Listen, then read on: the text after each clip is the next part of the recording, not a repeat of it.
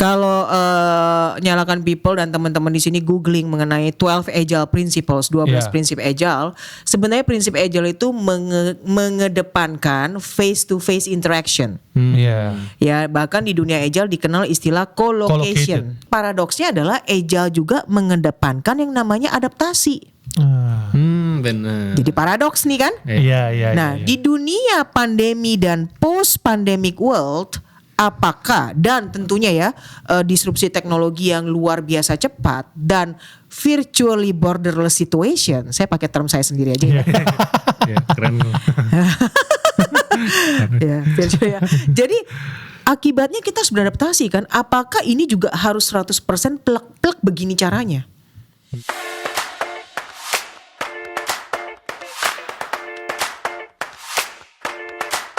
Tentu tapi mau gimana pun dengan perkembangan teknologi segala macam itu tentu perlu yang namanya tetap kolaborasi itu ya Mas Andi. Iya, betul.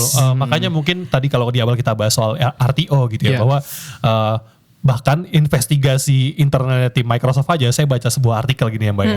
Jadi mereka melakukan investigasi internal selama WFH di pandemi itu.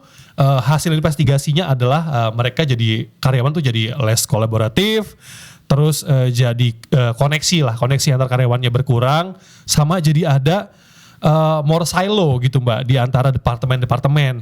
Nah, apalagi nyalakan ini kan Agile Consultant ya, company. Kalau di Agile itu kan ada istilah bahwa less silo is better, more kolaboratif more better gitu kan ya Mbak ya. Nah ini Mbak Rita setuju gak sih bahwa sebenarnya kalau working remotely itu akan membuat more silo tadi gitu Mbak? Iya, ini kayak sebuah paradoks ya. Kalau nyalakan people dan teman-teman di sini googling mengenai 12 Agile Principles, 12 prinsip Agile, sebenarnya prinsip Agile itu mengedepankan face to face interaction. Ya, bahkan di dunia Agile dikenal istilah co-location. Kita bekerja bersama-sama dalam satu tempat yang sama. Ya, sehingga itu dianggap kok kenapa penting, karena tadi ya ketika kita memerlukan kolaborasi cross fungsi, ya tim finance, tim software, tim product, tim operations harus bekerja bersama-sama, berkolaborasi untuk menciptakan sebuah produk, maka lebih efektif kan kalau ditaruh aja di satu ruangan. Betul. Ya paling enak kan? Langsung aja, langsung kenal orangnya, langsung kenal working style-nya, langsung ngerti level of knowledge-nya, working preference-nya, betul? Ya langsung kelihatan gitu. Dan tiap hari berinteraksi, ya gimana gak kenal ya? Ya bahkan di dunia Agile ada istilahnya osmosis communication. Osmosis ya, merembes. Kalau saya duduknya deketan terus, ilmu kamu merembes ke saya loh. Karena saya lagi ngobrol mengenai suatu permasalahan, kamu gak sengaja dengar padahal kamu lagi laptopan di sebelah saya. Maka ilmunya osmosis ke kamu. Ya, disebut osmosis communication. Ya itu sebenarnya istilah dunia IPA ya, di mana air itu merembet ya. Kalau kita taruh gelas isi air, kita taruh kain ya, ujungnya doang ya, kainnya ditaruh di luar, lama-lama semua kainnya basah. Karena airnya itu merambat dengan cara osmosis. Makanya di dunia Agile ada istilahnya osmosis communication. Nggak dengan sengaja gitu berbagi pengetahuan, tapi karena bareng-bareng terus co-located, maka terjadi osmosis communication yang tingkatnya sangat tinggi. Maka saya jadi tahu Hanif ngapain aja sih kerjaannya, proyek dia apa ya, dia sampai mana ya. Oh dia lagi ngalamin masalah tuh, bisa ketahuan. Itu yang ingin dicapai oleh Agile. Agility. Ya, dengan co-location dan dengan osmosis communication tadi ya, dan cross functional collaboration. Nah tapi paradoksnya adalah Agile juga mengedepankan yang namanya adaptasi. Benar. Jadi paradoks nih kan? Nah di dunia pandemi dan post pandemic world, apakah dan tentunya ya disrupsi teknologi yang luar biasa cepat dan virtually borderless situation. Saya pakai term saya sendiri aja ya. Keren. Jadi akibatnya kita harus beradaptasi kan. Apakah ini juga harus 100% plek-plek begini caranya? Enggak juga. Ya, contohnya co-location. Ya enggak mesti sering-sering. Kalau saya di multinational projects gimana?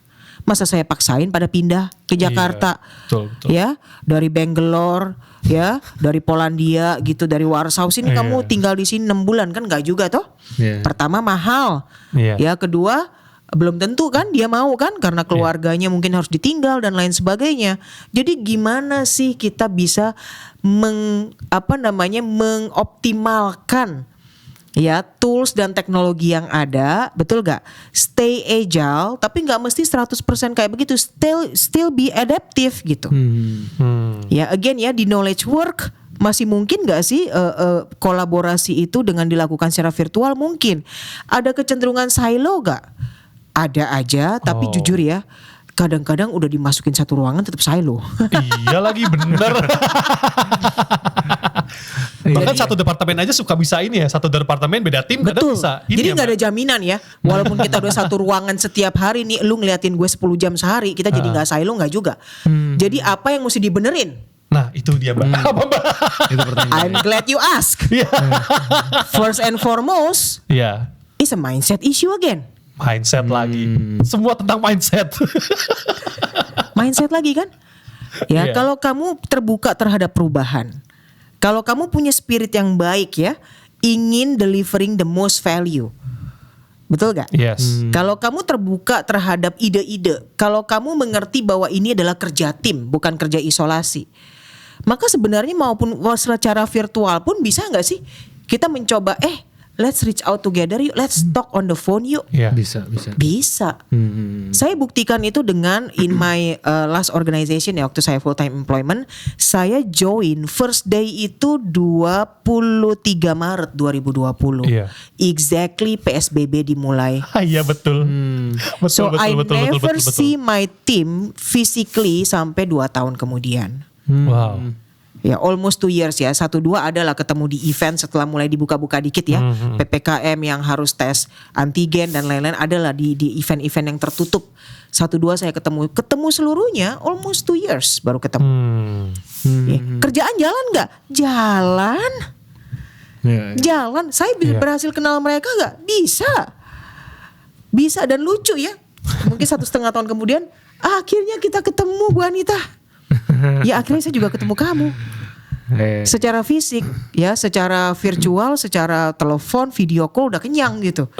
Ya every single day. Jadi bisa nggak kita break siloness itu dengan cara virtual? Tetap bisa. Walaupun kalau bisa secara fisik memang lebih baik. Betul. Tetapi tidak menjamin juga kalau secara fisik ketemu face to face pasti juga 100% efektif. Ya ini kembali lagi ke orangnya, ya, ke mindsetnya, ke tipe orangnya, ke bagaimana perusahaan itu driving culture, bagaimana perusahaan itu menilai sukses. Kalau suksesnya sangat silo ya hasilnya silo. Kalau success factornya itu sangat kolaboratif, hasilnya juga kolaboratif. Semua ini bisa di arrange. Bisa dinavigasi, bisa diatur. Ya. Jadi ada plus minus. Bahkan saya menurut sekarang kita harus embrace, kalau teman-teman masih stick ya to the mindset bahwa nggak bisa nih kalau nggak 100% WFO pasti nggak produktif. Saya sangat menyayangkan.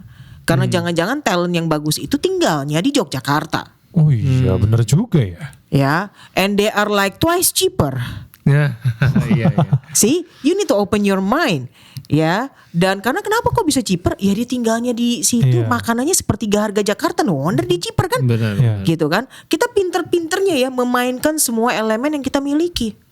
Jangan jika gini harus begini selamanya, itu nggak bisa lagi kita terapkan, apalagi di post pandemic world ini ya, yang sangat bersinggungan dengan era society 5.0 ya, bagaimana human and machines and system itu akan side by side. Whether we will live in peace, I don't know yet.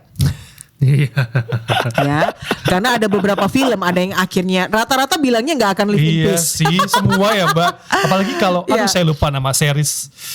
Aduh, favorit saya tapi udahlah. Ada series tentang future masa depan juga di Netflix. Saya lupa judulnya tapi ya aduh. Ya udah ntar. Itu endingnya semua jelek. Ready Player One bukan? No. Black Mirror. Black Mirror. Saya nonton. Itu bagus banget ngomongin future AI dan segala macam. Iya. Series ya, 3 season itu. Karena sekali lagi ya semuanya itu menjadi sangat relatif ya. Space and time itu become very very relative ya. Dan kita akan questioning humanity ya in the near future gitu. Ya karena semuanya serba teknologi dan kita mampu ciptakan lagi as a human being gitu. Sehingga kita harus mempertanyakan ya how far do we wanna go gitu loh. Ya kalau yang bagian itu saya berharap bukan sesuai dengan film-film ya endingnya. Hopefully in my view we should be able to live with machines ya, with system, with AI itu side by side in peace. We have to make it happen. Ya, ini aku baru cek juga nih Mbak. Jadi ChatGPT ini juga baru keluar nih Mbak. ChatGPT 4o. Itu yang lebih canggih. By the way ini skrip dibikin sama 4o. Oh iya Mas. Iya. Canggih ya. Canggih. Iya benar sih Mbak. Banyak yang bilang kayak misalkan kita itu gak kalah sama AI. Sedikit lah kemungkinannya. Persentasenya kecil. Tapi kita akan kalah sama orang yang menggunakan AI. Iya. Gitu. Balik lagi prinsip agile. Prinsip adaptive. Benar. Iya. Oke, artinya untuk agile approach ini bisa untuk support tadi selain memang menerapkan agile ini remote juga bisa ya Mbak ya? Bisa, harus bisa. Harus bisa Bahkan. Iya. Harus kita embrace remote working itu. Betul. Ya, di konteks yang tepat ya garis bawain. Ada beberapa work yang mungkin memang sulit ya, bahkan mungkin hampir nggak bisa kita terapkan ya. Gitu loh. Tetapi ada area-area lain yang bisa gitu dan akan semakin dimungkinkan dengan teknologi ya. Kebayang kalau misalnya nanti suatu hari ini di angan-angan saya ya.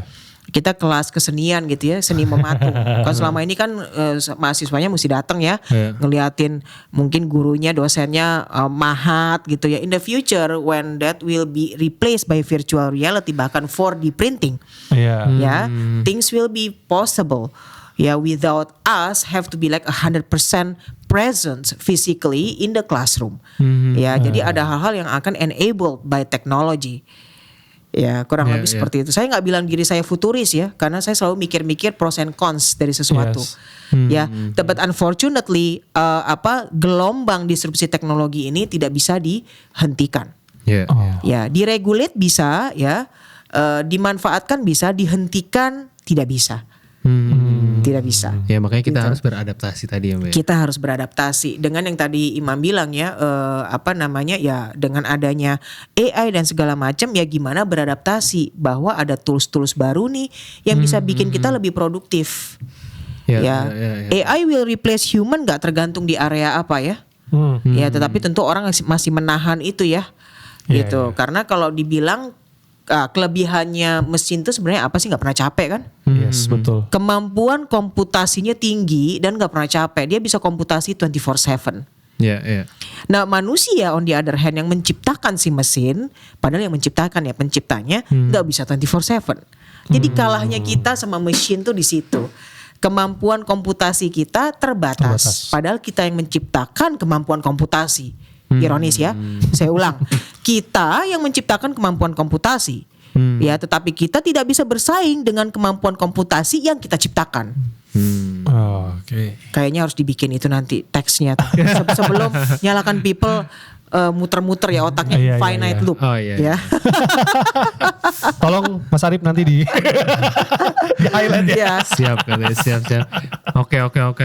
Nangkap sih Mbak, nangkap. Jadi intinya dengan semua perubahan tren, disrupsi segala macam, kita memang harus tetap beradaptasi. Dan mengedepankan tadi kolaborasi tadi. Yap. Mbak, ini terakhir ada nggak Mbak pesan-pesan terakhir untuk menutup diskusi kita hari ini, karena perdebatan WFH itu ya mungkin di luar sana masih cons lah.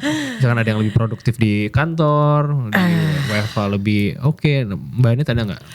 Ya, karena ini adalah tadi ya pertikaian tiada berujung ya so far ya antara employer dan employee, maka pesan saya harus dua.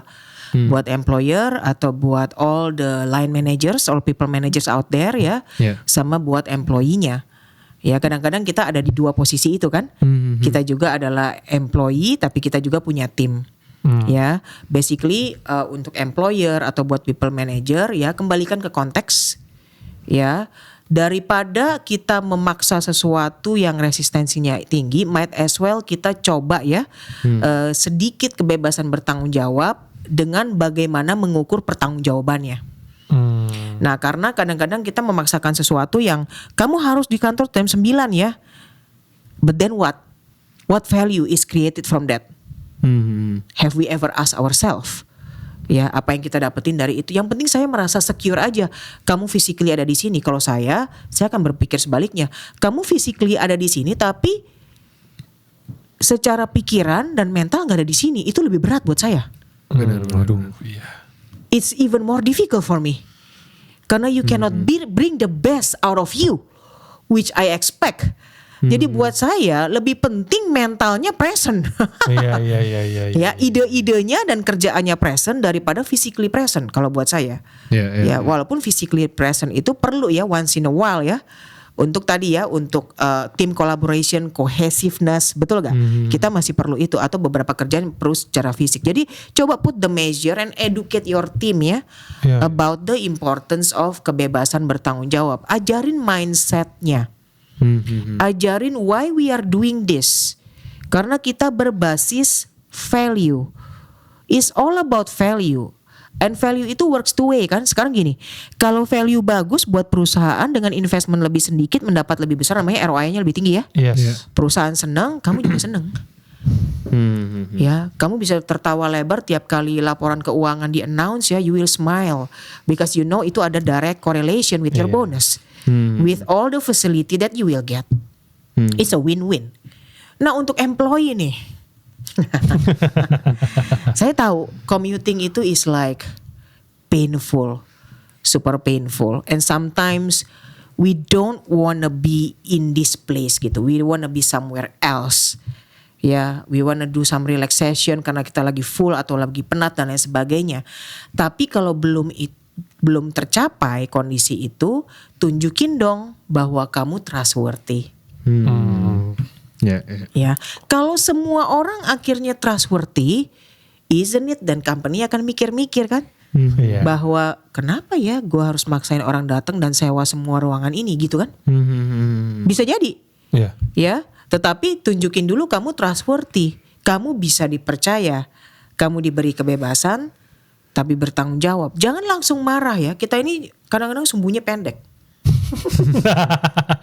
Dan saya selalu bilang, if you already try your best, ya, you try to be flexible, ya, sudah berusaha beradaptasi, value-nya sudah luar biasa bagus, sudah mengkomunikasikan dengan baik dan dipaksa fingerprint,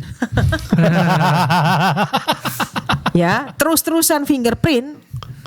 Again, saya selalu bilang, the beauty of being an employee adalah you can live. If you think that I don't want to live this way, you are free to go. Saya udah pernah bilang ini. Iya, betul. But don't go just because you go ya.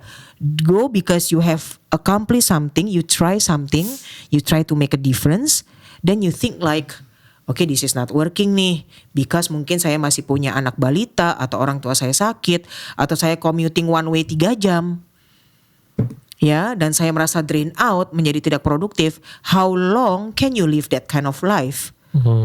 Ya, you need to make a decision. Betul gak? And if you think that the company gak akan pernah membuka pemikiran mereka dalam jangka dekat ini, sebagai employee, you can choose other employer. Ya, karenanya employer hati-hati ya. Kadang-kadang nih, kita belum bilang tadi ya soal apa fitur-fitur future of work dari segi HR ya. Artinya salah satu yang bisa menarik talent. Nah, dia pakai bahasa HR dikit deh dari tadi.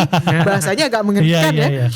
Salah satu fitur atau benefit yang bisa menarik talent adalah remote working atau flexible working hours.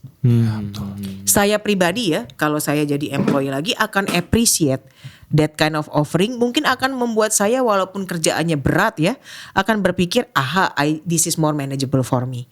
Daripada mungkin kita di sini sama aja. Pokoknya semuanya fingerprint jam 9.00. Saya akan mikir karena saya ada di arena knowledge work ya. Can I live that way or not? Kurang lebih seperti itu. Nyalakan people dan teman-teman semua ya. Sebelum marah, self reflect dulu ya. Self reflect dulu. Iya, jadi nggak kerasa. Kayaknya besok kita perlu bahas soal value driven delivery deh. Menarik ya Mbak ya. Menarik. Iya. Oke Mbak Anit, makasih banyak ya buat waktunya. Sama-sama Imam dan Hanif juga. Thank you Mbak. Thank you. Oke, buat Nyalakan People jangan lupa untuk subscribe, komen dan like di Nyalakan Podcast dan follow di Instagram kita di nyalakan.id. Jadi untuk teman-teman semuanya yang ingin request topik mau bahas apa, itu silakan komentar di Nyalakan Podcast di YouTube. Silakan drop di komentar atau DM ke kita kira-kira mau bahas apa nih di Instagram. Yes. Oke, thank you Mas Hanif, thank you Mbak Anita sekali lagi dan see you di next episode. Bye. Have a nice day.